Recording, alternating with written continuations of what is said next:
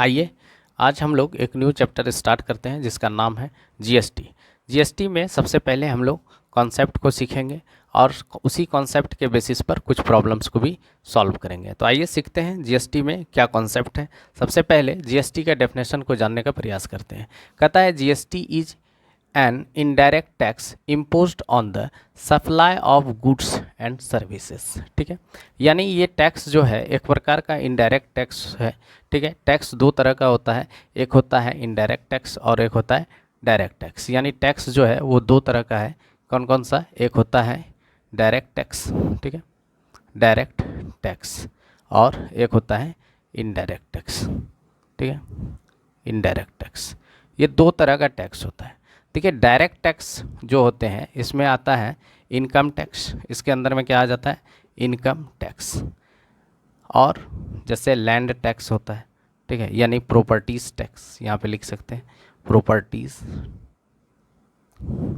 ठीक है, property tax. ठीक है, इसके अंदर में आता है कॉरपोरेट टैक्स आता है।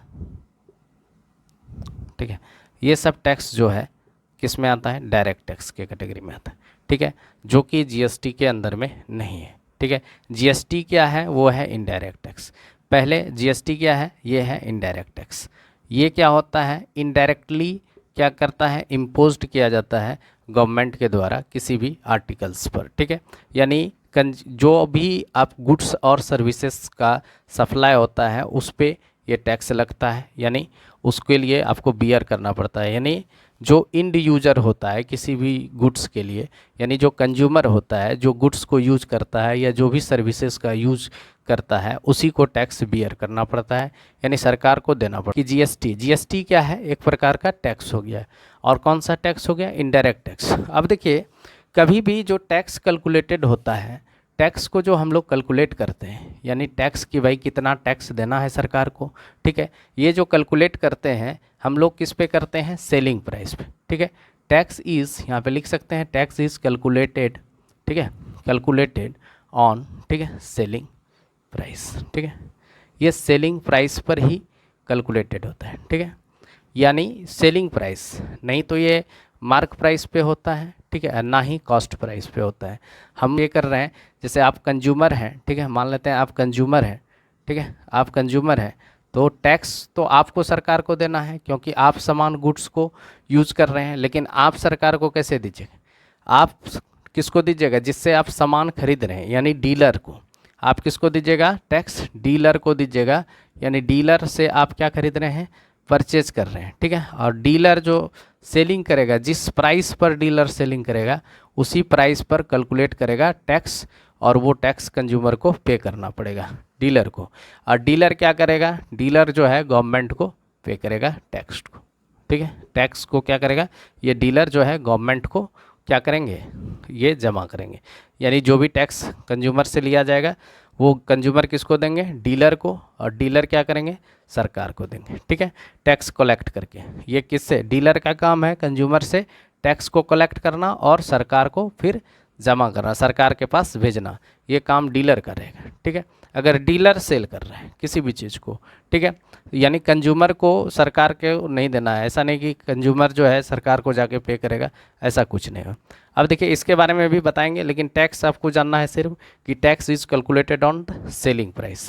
कभी भी टैक्स जो है कैलकुलेट किया जाता है सेलिंग प्राइस पे। ठीक है, अब देखिए यहाँ पे टैक्स के जगह पे हमको क्या पढ़ना है? जीएसटी।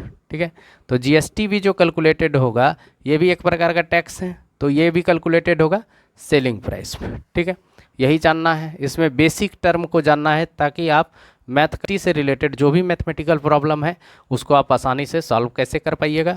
इसी को, इस सब टर्म को जानने के बाद ही, जब तक आप ये टर्मिनोलॉजी को नहीं जानिएगा, आपको पता ही नहीं है कि टैक्स कैसे कैलकुलेट किया जाता है, पूरा जीएसटी पढ़ लिए हैं, ठीक है, तो फिर आप जीएसटी का प्रॉब्लम्स को सॉल्व नहीं कर पाइए। अब हम लोग पढ़ेंगे टाइप्स ऑफ जीएसटी। तो जीएसटी कितने तरह के होते हैं? जीएसटी 4 टाइप्स के होते हैं। देखिए कौन कौन सा टाइप का होता है। सबसे पहला होता है, ठीक है, सीजीएसटी। क्या लिखेंगे? सीजीएसटी। ठीक है, उसके बाद दूसरा जो हम लोग लिखेंगे एसजीएसटी। ठीक है, उसके बाद हम लोग लिखेंगे यूटीजीएसटी।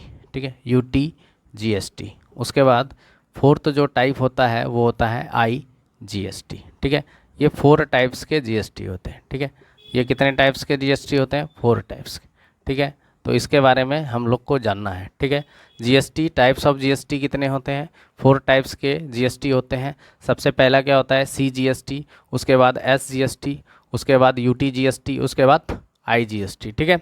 तो अब देखिए यहाँ पे सीजीएसटी क्या होता है, यहाँ पे देखिए सीजीएसटी यानी इसको सेंट्रल कहता है, सेंट्रल जीएसटी, ठीक है, जीएसटी, या इसको और बोल सकते हैं सीजीएसटी, ठीक है। डेट इज़, ठीक है, डेट इज़ कलेक्टेड, ठीक है। यानी सीजीएसटी और एसजीएसटी जो है, यानी सॉरी सीजीएसटी जो है कलेक्टेड किया जाता है किसके द्वारा? Collected by central government. ये किसके द्वारा कलेक्ट किया जाता है? सीजीएसटी अगर बोला जाएगा तो इसका मतलब है ये टैक्स किसके द्वारा कलेक्ट किया जाएगा? सेंट्रल गवर्नमेंट के द्वारा कलेक्ट किया जाएगा, ठीक है। ये होगा सेंट्रल गवर्नमेंट, ठीक है। अब दूसरा क्या है? एसजीएसटी। एसजीएसटी क्या हो जाएगा? तो ये लिखिएगा स्टेट जीएसटी। एसजीएसटी को हम लोग क्या बोलते हैं? State GST. ये लिख सकते हैं it is collected by state government. ये किसके द्वारा कलेक्ट किया जाएगा? स्टेट गवर्नमेंट, ठीक है। ये स्टेट गवर्नमेंट के द्वारा कलेक्ट किया जाएगा। तीसरा है आपके पास यूटीजीएसटी, ठीक है। यूटीजीएसटी यहाँ पे लिख सकते हैं यूटीजीएसटी इज़ कलेक्टेड बाय किसके द्वारा? यूनियन टेरिटरी, ठीक है, यूनियन टेरिटरी गवर्नमेंट, ठीक है, गवर्नमेंट ऑफ यूनियन टेरिटरीज। तो तीसरा होता है आईजीएसटी। ये होता है इंटीग्रेटेड जीएसटी। इंटीग्रेटेड जीएसटी जो होता है इज़, यहाँ पे लिख सकते हैं इज़ कलेक्टेड बाय किसके द्वारा किया जाता है? ये किया जाता है सेंट्रल गवर्नमेंट के द्वारा, ठीक है। ये सेंट्रल गवर्नमेंट के द्वारा कलेक्ट किया जाता है। तो हम लोग जीएसटी के टाइप्स ऑफ जीएसटी देखें, जिसमें से सबसे पहला क्या था? सीजीएसटी, उसके बाद था एसजीएसटी, फिर यूटीजीएसटी, फिर आईजीएसटी। तो सीजीएसटी क्या होता है? सीजीएसटी को सेंट्रल गवर्नमेंट के द्वारा कलेक्ट किया जाता है। एसजीएसटी को किसके द्वारा कलेक्ट किया जाता है? स्टेट गवर्नमेंट के द्वारा कलेक्ट किया जाता है। और जो यूटीजीएसटी होता है वो किसके द्वारा किया जाता है? गवर्नमेंट ऑफ यूनियन टेरिटरीज़ के द्वारा किया जाता है। और आईजीएसटी जो है, जो इंटीग्रेटेड जीएसटी है, इसको किसके द्वारा कलेक्ट किया जाता है? सेंट्रल गवर्नमेंट के द्वारा ही कलेक्ट किया जाता है। अब आते हैं कुछ टर्मिनोलॉजी को और भी सीखेंगे इसमें, ठीक है। आइए अब कुछ टर्म के बारे में सीखने का प्रयास करते हैं। आइए सीखते हैं। अब कुछ बेसिक सब टर्म हैं उसके बारे में जान लेते हैं, ठीक है। 1-2 टर्म हैं जिसको जान लेने के बाद जो है प्रॉब्लम्स आपको आसानी से सॉल्व कर पाइएगा। तो कुछ टर्म है, जैसे कि सबसे पहला टर्म है इंट्रा स्टेट। क्या दिया गया है? Intra state. इंट्रा स्टेट्स में क्या होता है कि जैसे कि आप अगर मान लेते हैं बिहार के हैं, ठीक है, और डीलर भी बिहार का है। जैसे कि आप मान लो, सपोज कर लो कि आप कंज्यूमर हो और कोई आप किसी भी दुकान से, किसी डीलर से आप सामान खरीद रहे हैं, ठीक है। आप डीलर से जब सामान खरीद रहे हैं, ये जो खरीद और बिक्री हो रहा है वो सेम स्टेट में हो रहा है, यानी डीलर भी सेल कर रहा है बिहार में, ठीक है, और आप भी बिहार से ही परचेज कर रहे हो। तो इसका मतलब है जो भी ट्रांजैक्शन हो रहा है यहाँ पे वो सेम स्टेट में हो रहा है। तो इस प्रकार के ट्रांजैक्शन को हम लोग इंट्रा स्टेट ट्रांजैक्शन के नाम से जानते हैं, ठीक है। तो इंट्रा स्टेट ट्रांजैक्शन क्या है? Sales of goods and services within the same state और यूनियन टेरिटरीज़। मतलब या तो स्टेट के अंदर में होगा, सेम स्टेट में होगा, या यूनियन टेरिटरीज़ के ही सेम यूनियन टेरिटरीज़ में होगा। जैसे दिल्ली क्या है? यूनियन टेरिटरीज़ के अंदर में आता है। तो कोई भी सामान दिल्ली में ही ख़रीदा जा रहा है, ठीक है, और वहाँ पे डीलर जो है दिल्ली में ही बेच रहा है और कंज्यूमर भी दिल्ली में ही खरीद रहा है, ठीक है। तो ये सेम स्टेट में ही ट्रांजैक्शन हो रहा है। तो इस प्रकार के ट्रांजैक्शन को हम लोग क्या कहेंगे? इंट्रा स्टेट ट्रांजैक्शन बोलेंगे, ठीक है। अब देखिए इंट्रा स्टेट में क्या होता है। इंट्रा स्टेट में जो जीएसटी है, इंट्रा स्टेट में जो जीएसटी है, ये जीएसटी डिवाइडेड हो जाता है 2 पार्ट्स में। एक 2 पार्ट्स में डिवाइडेड हो जाता है। तो यहाँ पे लिख सकते हैं आप कि इन इंट्रा स्टेट ट्रांजैक्शन, ठीक है, इन इंट्रा स्टेट ट्रांजैक्शन, ठीक है। जीएसटी इज इक्वली डिवाइडेड, ठीक है, डिवाइडेड एमंग, ठीक है, among central and state government, यानी यहाँ पे गवर्नमेंट यानी स्टेट गवर्नमेंट और सेंट्रल गवर्नमेंट के बीच में ये जीएसटी डिवाइड हो जाता है। यानी इंट्रा स्टेट में क्या होता है, दो प्रकार का यहाँ पे जीएसटी लगता है। यानी स्टेट गवर्नमेंट भी, सेंट्रल गवर्नमेंट टैक्स लेंगे और दूसरा क्या लेंगे, स्टेट गवर्नमेंट भी टैक्स लेंगे, और दोनों क्या लेंगे, इक्वली टैक्स लेंगे, ठीक है। यानी कहने का सेंस हो गया, इस केस में अगर रेट ऑफ जीएसटी, सपोज कीजिए कि रेट ऑफ जीएसटी अगर आपके पास मान लेते हैं 12% दे दिया गया, ठीक है। तो 12% अगर रेट ऑफ जीएसटी है किसी भी गुड्स का, अगर रेट ऑफ जीएसटी फिक्स्ड कर दिया गया है 12% है, तो अगर 12% रेट ऑफ जीएसटी दे दिया गया है तो इसका मतलब है कि 6% यानी रेट ऑफ सीजीएसटी यानी central goods and service tax होगा, यानी ये सेंट्रल गवर्नमेंट को जाएगा, ये हो जाएगा 6%, ठीक है, यानी इक्वली डिवाइड हो जाएगा।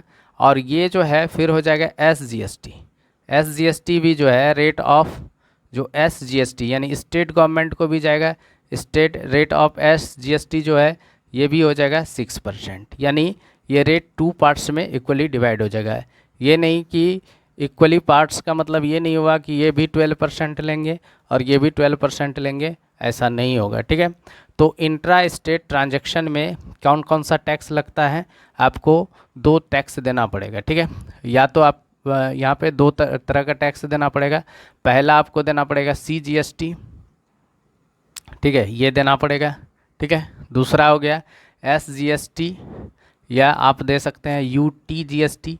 अगर कोई यूटी में हो रहा है, कहीं पे ट्रांजैक्शन अगर यूटी में हो रहा है तो क्या होगा, वो टैक्स यूटी को चला जाएगा। अगर कोई स्टेट में ट्रांजैक्शन हो रहा है तो वो टैक्स किसको चला जाएगा, स्टेट में चला जाएगा। जैसे अगर मान लेते हैं कि महाराष्ट्र में कोई ट्रांजैक्शन हो रहा है तो महाराष्ट्र गवर्नमेंट को चला जाएगा आधा टैक्स, यानी जीएसटी अगर मान लेते हैं रेट ऑफ जीएसटी 12% था उस गुड्स का, तो 6% किसको चला जाएगा, महाराष्ट्र गवर्नमेंट को चला जाएगा, और 6% क्या चला जाएगा, सेंट्रल गवर्नमेंट को चला जाएगा। अगर यूटी की बात करें, अगर मान लेते हैं कोई भी ट्रांजैक्शन दिल्ली के ही अंदर हो रहा है, ठीक है, दिल्ली के अंदर हो रहा है, तो दिल्ली में क्या हो जाएगा, 6% टैक्स किसको चला जाएगा, दिल्ली को चला जाएगा, और 6% टैक्स किसको चला जाएगा, सेंट्रल गवर्नमेंट को चला जाएगा, ठीक है।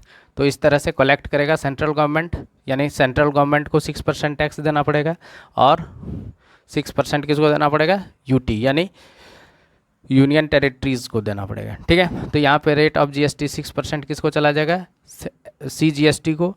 यहाँ पे 6% रेट ऑफ जीएसटी जो है एसजीएसटी 6% होगा, या यहाँ पे आप लिख सकते हैं क्या, यूटी जीएसटी, कुछ भी हो सकता है, ठीक है। यूटी में हो रहा है तो यूटी के पास जाएगा। इस तरह से हम लोग कह सकते हैं कि जो हमारा जीएसटी है वो 2 इक्वल पार्ट्स में बट गया, ठीक है। जितना हम लोग जीएसटी कलेक्ट किया, ठीक है, यानी जो डीलर कलेक्ट करेगा जीएसटी इंट्रा स्टेट ट्रांजैक्शन में, वो क्या करेगा, उसको 2 पार्ट्स में इक्वल पार्ट्स में डिवाइड करके आधा पार्ट किसको भेज देगा, स्टेट को भेज देगा, और आधा किसको भेजेगा, वो सेंट्रल को भेजेगा, ठीक है। यहाँ पे देखिए, जैसे कि अगर यहाँ पे सी जीएसटी इक्वल टू क्या हो जाएगा, एस जीएसटी, दोनों बराबर हो जाएगा, और ये क्या हो जाएगा, हाफ इंटू जीएसटी, यानी जितना अमाउंट जीएसटी का कलेक्ट किया जाएगा उसको हाफ पार्ट दे देगा एसजीएसटी को, और हाफ पार्ट किसको दे देगा, सीजीएसटी को, ठीक है।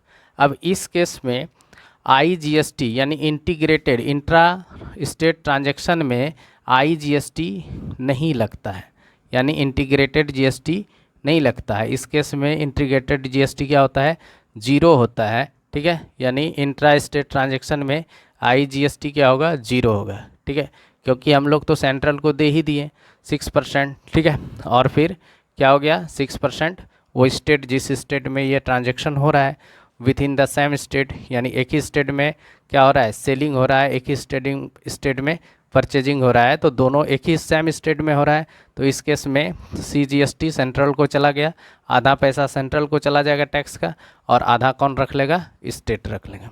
अब देखिए ये, अब जो नेक्स्ट टर्मिनोलॉजी है वो है इंटर स्टेट ट्रांजेक्शन। कन्फ्यूज़ नहीं करना है, एक वर्ड है इंट्रा स्टेट ट्रांजेक्शन, ठीक है, एक है इंट्रा, ठीक है, एक है इंट्रा और दूसरा है इंटर। यही वर्ड्स पे आपको कंसंट्रेट करना है कि ये इंट्रा लिखा है कि ये इंटर लिखा है। इंट्रा स्टेट लिखा हुआ रहेगा, स्टेट रहेगा तो ये हो जाएगा सप्लाई, ठीक है, सप्लाई, ठीक है, supplying with in same state.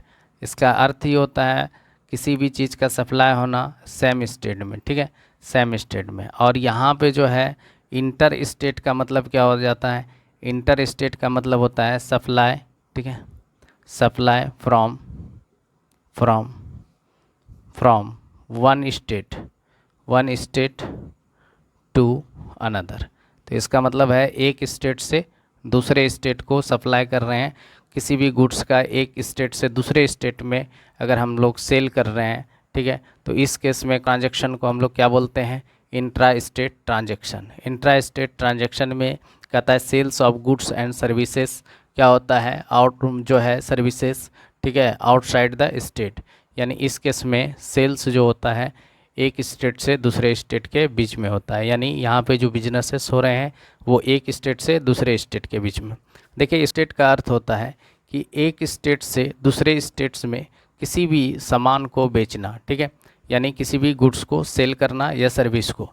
जैसे मान लेते हैं कि आप जो है उत्तर प्रदेश, ठीक है, उत्तर प्रदेश से कोई भी सामान को कहाँ पे सेल कर रहे हैं, महाराष्ट्र में, सपोज कीजिए महाराष्ट्र में कर रहे हैं, ठीक है। आप क्या कर रहे हैं, कोई सामान जो है ये क्या है, उत्तर प्रदेश भी एक स्टेट है और महाराष्ट्र भी एक स्टेट है। मान लेते हैं कि होलसेलर वाले जो है वो कहाँ के हैं, सपोज कीजिए कि होलसेलर वाले कहाँ के हैं, होलसेलर वाले हैं आपका उत्तर प्रदेश का, और डीलर कहाँ का है, डीलर जो है वो है आपका महाराष्ट्र का, ठीक है, सपोज कीजिए ऐसा है।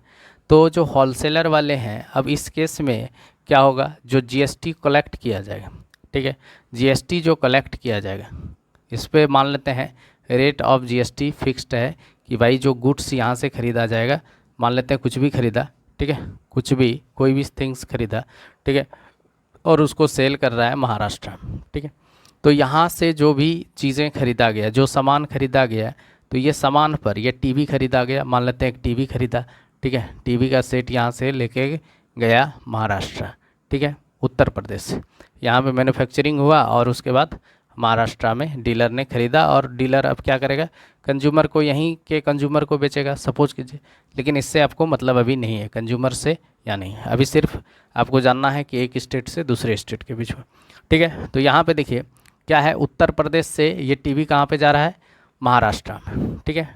अब जो ट्रांजैक्शन हो रहा है एक स्टेट से दूसरे स्टेट में, इस केस में जो GST कलेक्ट किया जाएगा, मान लेते हैं टीवी का अगर कॉस्ट प्राइस है, मान लेते हैं 40,000, सपोज कीजिए ये टीवी जो है 40,000 का, ठीक है, इस पे रेट ऑफ GST जो है वो 12%, ठीक है। तो GST क्या होगा, अमाउंट ऑफ GST,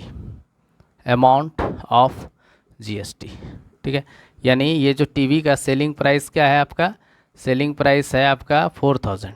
तो अभी हम बताएं कि टैक्स जो कैलकुलेटेड किया जाता है वो किस पे किया जाता है, यानी वो सेलिंग प्राइस पे टैक्स कैलकुलेट करते हैं हम लोग। तो यहाँ पे जो अमाउंट ऑफ GST होगा वो क्या हो जाएगा, सेलिंग प्राइस क्या है अब मेरा, उसी पे रेट ऑफ GST एस, यानी selling price into rate of GST ये निकाल लेंगे। यानी यहाँ पे सेलिंग प्राइस है 4,000 का अगर हम लोग 12% निकाल लेते हैं, परसेंट को रिमूव करेंगे, 100 से डिवाइड करेंगे, ये 00 कैंसिल, 4 2 जाके 12 4 जा कितना होता है, 12 4 जा होता है 48, यानी 4800, यानी 4800 टैक्स हो गया। अब ये टैक्स तो सरकार लेगी, तो यहाँ पे दो सरकार है, एक तो सेंट्रल है और 2 स्टेट की बात हो रहा है, ठीक है। तो यहाँ पे क्या करेगा, अब ये उत्तर प्रदेश वाले बोलेंगे कि ये जो अब मान लेते हैं ये टैक्स 2 पार्ट्स में बटेगा, CGST मान लेते हैं और ये SGST। तो ये अगर दो पार्ट्स में बटाए यानी 2400, तो ये तो देना अनिवार्य है सरकार को, ये तो 2400 जाएगा ही जाएगा सरकार को, ठीक है। ये 2400 तो सरकार को मिलेगा ही। लेकिन अब जो ये 2400 बोल रहा, ठीक है, यानी स्टेट के लिए, तो इस केस में क्या बोलेगा, उत्तर प्रदेश बोलेगा हमको चाहिए ये 2400। अब जो है महाराष्ट्र वाला बोलेंगे कि नहीं भाई, ये तो 2400 हमको चाहिए क्योंकि हम सेल कर रहे हैं। तो इस केस में क्या किया सरकार ने, क्या किया, इन दोनों में से किसी को भी टैक्स नहीं दिया और सरकार क्या किया, ये पूरे टैक्स को अपने पास रख लिया। तो इस प्रकार का जो टैक्स वो पूरे अपने पास रख लेते हैं, यानी इस प्रकार के ट्रांजैक्शन में जो पूरा टैक्स वो अपने सरकार अपने पास रखते हैं वो आता है IGST के अंदर में, ठीक है। यानी ये इंटीग्रेटेड है, यानी ये मिला हुआ टैक्स, यानी CGST और प्लस SGST, ये दोनों मिला हुआ है, ठीक है। ये दोनों का क्या है, कंबाइन फॉर्म है IGST, ठीक है। यानी ये दोनों को मिला करके ही ले लिया जाता है सरकार के द्वारा। सरकार क्या करेगी, इससे जो टैक्स कलेक्ट किए हैं IGST, अब ये कुछ इनको देंगे महाराष्ट्र वाले, उत्तर प्रदेश वाले को नहीं देंगे। क्यों नहीं देंगे, क्योंकि यहाँ पे मैन्युफैक्चरिंग हो रहा है। उत्तर प्रदेश में क्या है, कंपनी लगा हुआ है कोई भी, ठीक है, फैक्ट्री है, तो वहाँ पे लेबर वर्क कर रहे हैं और लेबर क्या, वहाँ पे लोगों को क्या मिल रहा है, रोज़गार मिल रहा है। अगर उत्तर प्रदेश में रोज़गार मिल रहा है और यहाँ पे बिहार यानी महाराष्ट्र में क्या होगा, महाराष्ट्र वाले को क्या होगा, कुछ भी नहीं मिल रहा है। इसलिए सरकार जो है इसको सर्विस देने के लिए कि ताकि आप गुड्स को सेल कर रहे हैं यहाँ पे, ठीक है, करने, तो इस सरकार को कुछ अमाउंट देंगे और ये अमाउंट जो है सरकार खुद डिसाइड करता है कि हमको कितना देना है, ठीक है। ऐसा नहीं कि इसको हाफ देगा, ये ज़रूरी नहीं है, ये कोई मेंशन नहीं है, ठीक है। हाफ भी दे सकता है, लेकिन वो सरकार पे डिपेंड होता है कि वो भी देना है कि नहीं देना है, ये भी बातें सरकार पे रहेगा, लेकिन देता है कुछ ना कुछ अमाउंट, इसको भी देता है। आइए अब हम लोग कुछ और भी टर्मिनोलॉजी को सीखते हैं, ठीक है। तब ये हो गया कि यहाँ पे और भी छोटा सा एक पॉइंट है, देखिए यहाँ पे, तो इसका अर्थ हो गया कि इंटर स्टेट ट्रांजैक्शन में सिर्फ हम लोग को क्या देना पड़ेगा, IGST देना पड़ेगा। डीलर को क्या देना पड़ेगा, IGST, यानी IGST तो देना पड़ेगा, लेकिन इस केस में SGST, ठीक है, 0 हो जाएगा और CGST क्या हो जाएगा, इस केस में 0। अगर अलग अलग पूछेगा तो ये क्या होगा, 0 होगा। यहाँ पे ना तो SGST होगा ना तो CGST होगा, डायरेक्टली क्या हो जाएगा, IGST, यानी SGST के जगह पे UTGST भी आप लिख सकते हैं ना, तीनों में से कुछ भी नहीं दिया जाएगा, डायरेक्ट आपको IGST दिया जाएगा, ठीक है। अगर कोई भी एक स्टेट से दूसरे स्टेट के बीच में ट्रांजैक्शन हो रहा है तो आपको सरकार सीधा वो टैक्स किसके पास चला जाएगा, वो जो टैक्स GST कलेक्ट किया जाएगा उसमें कोई भी स्टेट को कुछ भी टैक्स नहीं दिया जाएगा, उसका कुछ भी हिस्सा नहीं दिया जाएगा, वो डायरेक्टली किसके पास चला जाएगा, सेंट्रल गवर्नमेंट के पास चला जाएगा, ठीक है। आइए अब जो है हम लोग कुछ और भी पॉइंट अब हम लोग सीखेंगे, इनपुट आउटपुट GST क्या है, ठीक है। इसको एग्जांपल के थ्रू समझने का प्रयास करेंगे कि इनपुट GST क्या है, आउटपुट GST क्या है, ठीक है, आसानी से। उसके बाद डिफाइंड भी, इसका डेफिनेशन को भी जानने का प्रयास करेंगे। आइए सबसे पहले एग्जांपल के थ्रू सीखने का प्रयास करते हैं। सपोज कीजिए यहाँ पे मान लेते हैं होलसेलर है, ठीक है, सपोज कीजिए होलसेलर है, ठीक है, फिर डीलर है, डीलर और फिर है कंज्यूमर, ठीक है, कंज्यूमर, ठीक है। कौन कौन सा है, होलसेलर वाले हैं, डीलर हैं और उसके बाद कंज्यूमर है, ठीक है। अब यहाँ पे देखिए, यहाँ पे सपोज कीजिए कि मार्क प्राइस जो है किसी भी आर्टिकल का, मान लेते हैं मार्क प्राइस ऑफ टीवी, ठीक है, टेलीविज़न का, ये जो है होलसेलर वाले रखे हैं 40,000, ठीक है। और रेट ऑफ GST यहाँ पे जो है ये एक्सक्लूडिंग क्या है, एक्सक्लूडिंग GST है, यानी ये अंडर GST के अंदर में नहीं है अभी, ठीक है। ये सिर्फ आप इसका प्रिंटेड प्राइस है, ठीक है। इस टीवी का mark price, printed price, list price सब एक ही होता है, सेम होता है, ठीक है। अब रेट ऑफ GST मान लेते हैं यहाँ पे रेट ऑफ GST जो है वो 12%, ठीक है। अब डीलर अगर फर्स्ट टाइम, देखिए ये जो कंपनी जैसे होलसेलर होते हैं, ये डीलर होते हैं, ठीक है, ये सब रजिस्टर होते हैं GST के अंदर, ठीक है। अगर ये कुछ भी खरीद और बिक्री कर रहे हैं तो इसके पास जो है क्या होता है, ये लोग टैक्स को कलेक्ट करते हैं, ठीक है। अभी तो फर्स्ट टाइम यहाँ पे क्या होगा, होलसेलर वाले टैक्स कलेक्ट करेंगे। और टैक्स इस समय कौन पे करेगा, सबसे पहले अगर डीलर खरीद रहा है तो अभी कौन टैक्स, किसको टैक्स पे करना पड़ेगा, डीलर को, ठीक है। अब देखिए यहाँ पे जो ये 12% टैक्स, ठीक है, जीएसटी जो है ये डीलर को पे करना पड़ेगा। तो इस केस में अगर मार्क प्राइस ऑफ टीवी जो है 40,000 है तो यहाँ पे जीएसटी क्या हो गया, अमाउंट ऑफ जीएसटी निकाल लेते हैं, अमाउंट ऑफ जीएसटी, ठीक है। अमाउंट ऑफ जीएसटी हो गया आपका 40,000 का क्या हो गया 12%, ठीक है। 12% परसेंट को रिमूव किया 100, यहाँ पे 0, यानी कितना हो गया 4800, ठीक है। कितना आ गया अमाउंट 4800, यानी डीलर को क्या लगेगा, डीलर को जो है यहाँ पे सेलिंग प्राइस हो गया इसका, यानी टीवी का जो सेलिंग प्राइस होगा, यानी ये 40,000 पे ही सेल कर रहा है, ठीक है। तो 40,000 पे ही सेल कर रहा है तो इसको डीलर को कितना देना पड़ेगा, इसको अमाउंट, ठीक है, कितना पे करना पड़ेगा, होलसेलर वाले को टोटल अमाउंट कितना पे करना पड़ेगा 40,000 प्लस 4,800, ठीक है। यानी इसको टोटल अमाउंट कितना देना पड़ेगा 44,800 देना पड़ेगा डीलर को, किसके पास, होलसेलर वाले को, ठीक है। होलसेलर वाले क्या करेंगे, ये 4,000 तो अपने पास रख लेंगे, ये तो उनका पैसा है, ठीक है, डीलर वाले का जो भी है, ये इनकम सब लगा के। अब ये 12% यानी जो 408 यानी 4,800 जो अमाउंट आया, ठीक है, 4,800 जो अमाउंट आया, ये डीलर से कलेक्ट कौन करेंगे, होलसेलर वाले। और ये किसका पैसा है, सरकार का, यानी सेंट्रल को। ये क्या दे देंगे, सरकार यानी गवर्नमेंट को ये पैसा अमाउंट दे देंगे। ये जो जीएसटी कलेक्ट आया, ये अमाउंट ऑफ जीएसटी, ये किसके पास चला जाएगा, इसका जिम्मेवारी है, रिस्पॉन्सिबिलिटी है कि किसको देना है, गवर्नमेंट को, ठीक है, यानी इसको जीएसटी रिटर्न करना है, ठीक है। तो अब यहाँ पे देखिए जीएसटी ये तो दे दिया डीलर, इसको कितना रुपीस टैक्स दे दिया 4,800, किसको, होलसेलर वाले को। अब जो ये टैक्स दिए, इसी टैक्स को कहेगा इनपुट टैक्स, ठीक है। इनपुट टैक्स इसको बोला जाता है, क्या बोला जाता है, इनपुट टैक्स इसको बोलते हैं, ठीक है। इसी को हम लोग क्या बोलते हैं, जो डीलर पे करता है उसको हम लोग क्या कहते हैं, इनपुट टैक्स कहते हैं, ठीक है। यानी आप लिख सकते हैं इनपुट टैक्स को, क्या लिख सकते हैं, इनपुट टैक्स लिख सकते हैं, ठीक है। यानी जीएसटी पेड बाय डीलर, जो डीलर के द्वारा जीएसटी पे किया जाता है वो क्या होता है, इनपुट जीएसटी होता है, ठीक है। उसी को हम लोग इनपुट जीएसटी कहते हैं। GST paid by dealer to किसको, होलसेलर, ठीक है, होलसेलर वाले को, ठीक है। पहले क्या करेंगे, वो देंगे जीएसटी किसको, किसको करेंगे, यानी होलसेलर वाले का। अब रिस्पॉन्सिबिलिटी डीलर क्या हो गया, डीलर फ्री हो गया कि भई अब आपको तो टैक्स हमको तो देना नहीं है, इतना अमाउंट का तो हम दे चुके हैं, यानी ये पे जमा करना है किसको, होलसेलर वाले को। ये नहीं कि डीलर अपने पास रख लेगा, डीलर गवर्नमेंट को देगा, ऐसा कुछ नहीं, ये देंगे किसको, होलसेलर वाले को। होलसेलर वाले को ये टैक्स दे दिए, अब होलसेलर वाले का ये रिस्पॉन्सिबिलिटी है कि वो क्या करेंगे, गवर्नमेंट को टैक्स बियर करेंगे, ठीक है। ये टैक्स किसको देंगे, वो गवर्नमेंट को देंगे।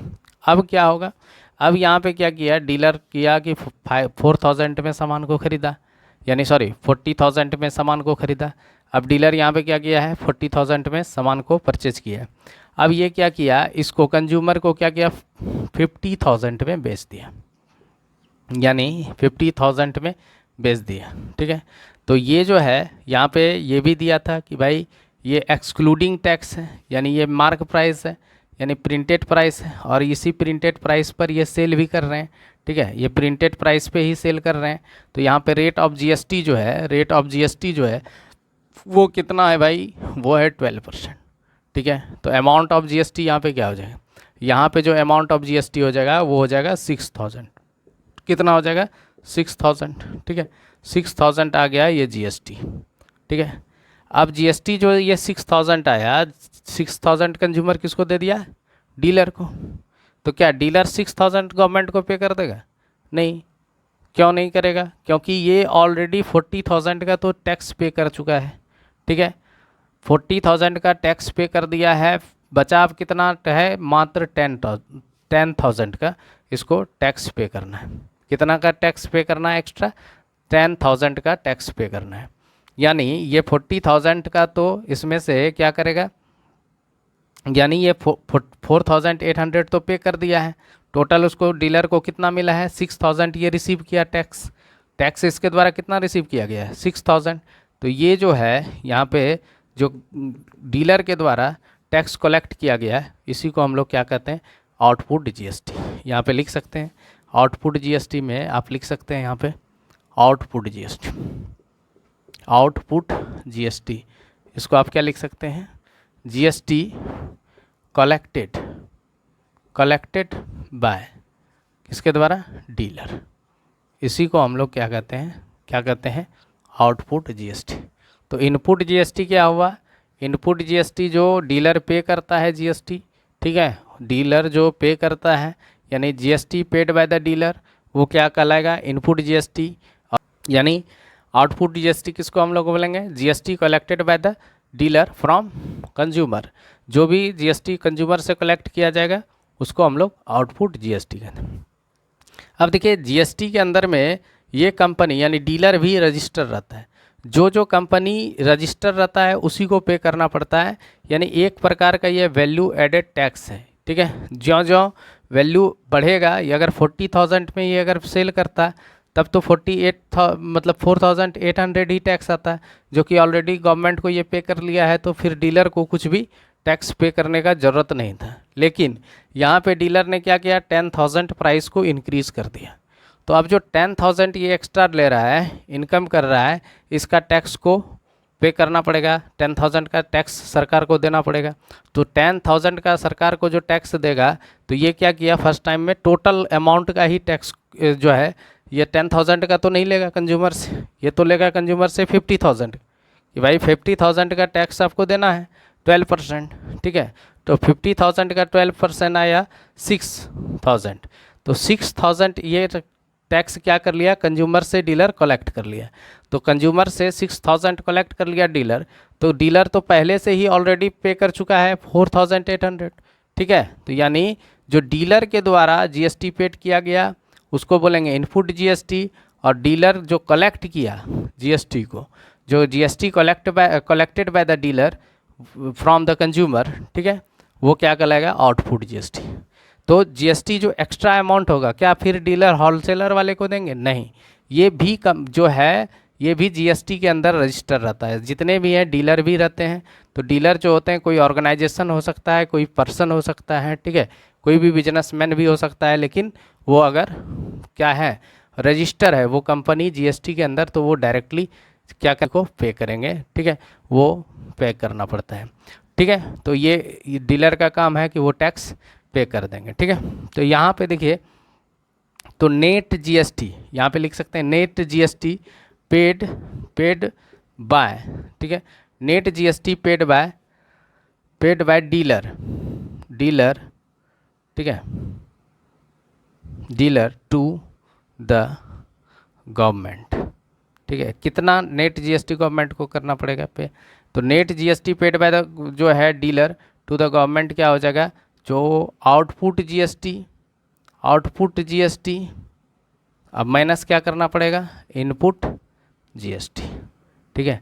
यही जो एक्स्ट्रा अमाउंट आया, यानी 6,000 माइनस 4,800, यानी यहाँ पे कितना बचा भाई? कितना आया? यहाँ पे आया लगभग 1,200। तो ये 1,200 जो एक्स्ट्रा अमाउंट आया, ये अमाउंट जो है सिर्फ डीलर को पे कर देना है। किसको? सर गवर्नमेंट को, ठीक है। तो यही होता है इनपुट जीएसटी और आउटपुट जीएसटी। इनपुट जीएसटी उसको बोलते हैं जो जीएसटी कलेक्ट किया, यानी जो जीएसटी पे किया जाता है किसके द्वारा? डीलर के द्वारा, ठीक है। किसको? होलसेलर वाले को, ठीक है, या वो जिससे सामान को परचेज करते हैं उसको वो जीएसटी उसी समय दे देते हैं, ठीक है। फिर तो अब इसी के बेसिस पर कुछ प्रॉब्लम्स को हम लोग सॉल्व करें। जीएसटी का फर्स्ट क्वेश्चन दिया गया है जो कि काफ़ी आसान है, इसको भी सॉल्व करते हैं। आसानी से हम लोग सॉल्व करेंगे, ठीक है, और आसानी से इसको सीखने का प्रयास करेंगे। हर कॉन्सेप्ट को जानेंगे आसानी से, ठीक है। आइए सीखते हैं। क्या दिया गया है? An article is mark at ₹15,000, ठीक है। A dealer sales it to a consumer at 10% profit if the rate of GST is 12%, ठीक है। यहाँ पे देखिए डीलर जो है, डीलर है और कौन है, कंज्यूमर है। यहाँ पे क्या है, एक डीलर और दूसरा कंज्यूमर है, ठीक है। और ये जो ट्रांजैक्शन हो रहा है वो इंट्रा स्टेट ट्रांजैक्शन है, ठीक है, इंट्रा स्टेट। अगर कोई भी ट्रांजैक्शन का यहाँ पे नहीं दिया गया है, आपको यही कंसीडर करके चलना है कि ये ट्रांजैक्शन क्या है, इंट्रा स्टेट ट्रांजैक्शन है, यानी किसी भी सेम स्टेट के अंदर ये सेलिंग हो रहा है, ठीक है, यानी बाइंग और सेलिंग हो रहा है, ठीक है। अब यहाँ पे देखिए आपको क्या दिया है, मार्क प्राइस दिया गया है। Mark price of an article जो है वो 1500 दिया गया है, सॉरी 15,000 दिया है। तो मार्क प्राइस 15,000 दिया गया है। प्रॉफिट परसेंट जो है आपको, प्रॉफिट परसेंट ये आपको दिया है 10%, ठीक है। तो ये मार्क प्राइस कौन रखा है, डीलर, ठीक है। किसी भी आर्टिकल का जो है, कोई आर्टिकल है उसका प्राइस जो है, प्रिंटेड प्राइस कितना है 15,000, और प्रॉफिट डीलर कितना अर्न कर रहा है 10%, ठीक है। तो यहाँ पे देखिए प्रॉफिट बराबर क्या हो जाएगा, प्रॉफिट बराबर क्या हो जाएगा, प्रॉफिट यानी जो भी यहाँ पे एमपी है, यानी कॉस्ट प्राइस भी इसी को कंसीडर करके चलेंगे, ठीक है, क्योंकि इतना ही दाम में वो सेल कर रहा है, ठीक है, इतना ही दाम में सेल कर रहे हैं, ठीक है। मार्क प्राइस भी इतना ही, यानी यही कॉस्ट प्राइस है, ठीक है। यानी an article is mark at ₹15,000, a dealer sell it to the consumer at the, यानी यही मार्क प्राइस पर ये प्रॉफिट अर्न कर रहा है। तो यानी 15,000 का अगर हम क्या निकाल लेंगे 10%, क्या हो जाएगा 15,000 का 10%, 0000 कैंसिल, यानी 1500, ठीक है। यानी प्रॉफिट कितना कमा लिया डीलर, यानी मार्क प्राइस हो गया डीलर का, डीलर मार्क प्राइस लिखे हैं 15,000 और ये प्रॉफिट अर्न किया 1500 यानी 1500। तो इसका सेलिंग प्राइस क्या हो जाएगा, सेलिंग ये कितने में सेल करेंगे, कितना में करेंगे 16,500, ठीक है। अब जब ये सेल 16 क्या है 16,500 में सेल करेगा, ठीक है। सेलिंग प्राइस क्या होता है यहाँ पे, सेलिंग प्राइस बराबर क्या हो जाएगा, सेलिंग प्राइस बराबर हो जाएगा एमपी प्लस प्रॉफिट हो जाएगा। बोलिएगा प्रॉफिट, तो ये एमपी तो नहीं पढ़ाए हैं हम लोग, पढ़े हैं कॉस्ट प्राइस प्लस प्रॉफिट। तो भाई साहब यहाँ पे कॉस्ट जो है मार्क प्राइस ही है, ठीक है, यहाँ पे कुछ भी रिडक्शन नहीं हुआ है, जो इस पर लिखा है उतना ही प्राइस में उसको सेल किया जा रहा है, ठीक है, उतना ही प्राइस पे सेल किया जा रहा है उस पे ही। यानी ये कंसीडर कर लिया है कि डीलर की मेरा मार्क जो है, मार्क प्राइस वही मेरा कॉस्ट प्राइस है और उस पर हम 10% प्रॉफिट अर्न करेंगे, ठीक है, उसी पे 10% प्रॉफिट अर्न कर रहा है। तो यहाँ पे प्रॉफिट जब 10% कर रहा है तो इसका मतलब है मार्क प्राइस पे ही 1500 आया, ठीक है, 1500 आया। तो ये जो है सेलिंग कितना में करेगा, ये जो कॉस्ट प्राइस हो गया डीलर के लिए 15,000 प्लस 1,500, तो सेलिंग कितना में करेंगे डीलर 16,500 में, ठीक है, 16,500। अब देखिए फर्स्ट क्वेश्चन क्या था, the selling price of the article excluding tax, यानी टैक्स इसमें इंक्लूड नहीं करना है। तो फर्स्ट वाला का आंसर क्या हो जाएगा, सेलिंग प्राइस, पहला का आंसर तो हो गया यही selling price of article excluding, excluding मतलब टैक्स तो लेना नहीं है, तो यही आंसर हो गया 16,500, ठीक है। तो इस तरह से सॉल्व कर लीजिएगा, यहाँ पे सेलिंग प्राइस निकाल लीजिएगा, ठीक है। दूसरा क्या है, amount of tax paid by the consumer. अब कंज्यूमर जो है कितना में परचेज कर रहा है 16,500 और डीलर इतना में बेच रहा है, तो टैक्स तो सेलिंग प्राइस पे कलेक्ट किया जाएगा। तो रेट ऑफ जीएसटी कितना है, रेट ऑफ जीएसटी 12% है। तो जीएसटी कितना हो जाएगा, amount of GST, amount of GST, ठीक है, कलेक्टेड बाय लिख सकते हैं, कलेक्टेड बाय डीलर, ठीक है। यह क्या दिया था, amount of GST paid by the consumer, यही लिख लीजिए यहाँ पे, कलेक्टेड बाय द डीलर, तो एक ही बात है। तो यहाँ पे क्या हो जाएगा 16,500 का 12% निकाल लीजिए, यही जीएसटी हो जाएगा, जीएसटी अमाउंट ऑफ जीएसटी बराबर यही हो जाएगा।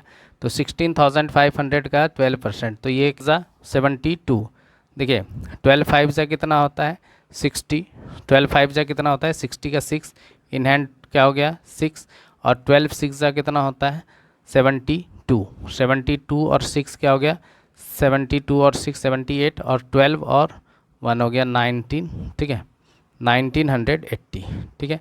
तो टैक्स कितना कंज्यूमर देगा 1980, तो इसका आंसर क्या हो गया 1980, ठीक है, इस तरह से आप निकाल लीजिएगा। यहाँ पे लिख लीजिएगा amount of tax paid by the consumer, कितना टैक्स करेगा, तो 12% रेट ऑफ जीएसटी है, तो 12% निकाल लेंगे। 16,500 का तो 1980 आया, ये निकाल लिया। फिर क्या कहता है, total amount paid by the consumer, कितना टोटल अमाउंट करेगा, तो 16,000 जो है टोटल अमाउंट, यहाँ पे लिख सकते हैं टोटल अमाउंट कितना पे करेगा, टोटल अमाउंट, यहाँ पे देखिए total amount paid by consumer, कितना अमाउंट पे करेगा भाई 16,500। तो ये तो टीवी का कॉस्ट प्राइस उसको मिला, यानी ये तो सेलिंग मतलब बोल रहा है, ये तो मार्क प्राइस है। टैक्स इसको कितना देना पड़ा 1,980, तो क्या हो गया यहाँ पे हो गया 80, तो आ गया 94, ठीक है, और फिर 16, 17, 18, ठीक है, तो इसको 18,480 रुपीज़ देना पड़ेगा टोटल। दोनों को जोड़ लीजिए, यहाँ पे जीएसटी प्लस मार्क प्राइस, ठीक है, यानी ये जो प्रॉफिट लेने के बाद हो गया। तो यही आसान क्वेश्चन था, इस तरह से हम लोग क्वेश्चन को आसानी से सॉल्व कर सकते हैं, ठीक है। नेक्स्ट वीडियो में सिर्फ हम लोग जीएसटी से रिलेटेड जितने भी प्रॉब्लम्स हैं उसको सॉल्व करेंगे, ठीक है। आज हम लोग जो भी कॉन्सेप्ट सीखें, ये कॉन्सेप्ट काफ़ी इंपॉर्टेंट है। अगर आप जीएसटी में ये सब टर्म को अगर नहीं जानते हैं तो फिर जीएसटी से रिलेटेड आप किसी भी प्रॉब्लम्स को सॉल्व नहीं कर पाइएगा। अगर ये सब टर्म को आप अच्छे से जान लीजिएगा, ठीक है, जो भी टर्म आज बताए हैं अगर इसको अच्छे से सीख लीजिएगा तो आप जीएसटी से रिलेटेड किसी भी टाइप के प्रॉब्लम्स को सॉल्व कर सकते हैं। आज के लिए इतना ही। अगर आप लोग को सेशन अच्छा लगता है तो लाइक एवं सब्सक्राइब ज़रूर कीजिए और अपने दोस्तों के बीच में शेयर भी कीजिए। आज के लिए इतना ही, धन्यवाद।